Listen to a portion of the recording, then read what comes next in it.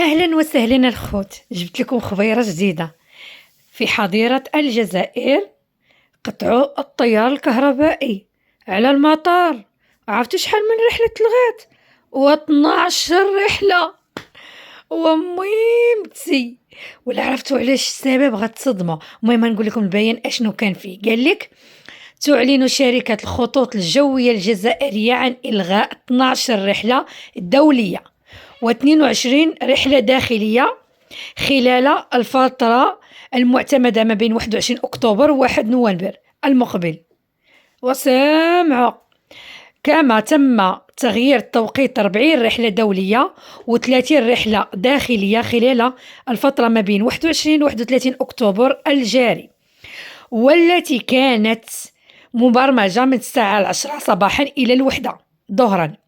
أما بالنسبة لليوم 1 نوفمبر فتشمل تغييرات الرحلات مبرمجة بين الساعة 8:30 صباحا إلى الساعة 2:30 بعد الظهر.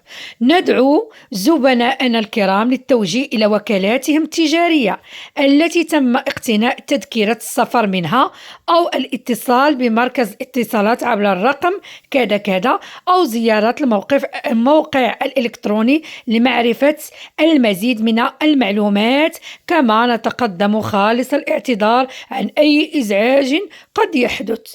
وانتم تصنتوا معايا عن أي إزعاج قد يحدث.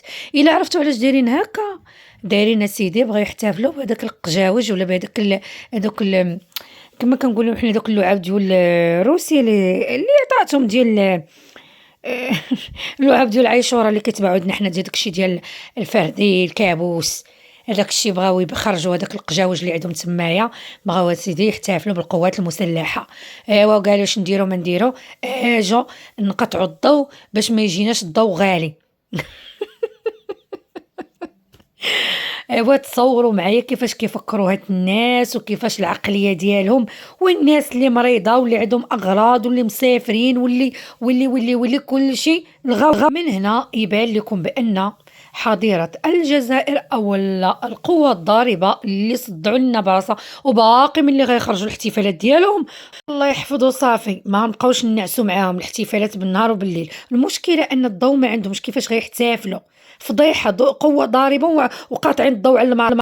دابا غيقولوا لي يا خوتي كيفاش التفكير ديالهم، والله ما بغاو يتفهموا ليا الناس. المهم راهم 10 في عقل ما دوش عليهم ساكن، الله يجيب الشفاء. ندعوا معاهم الله يجيب الشفاء.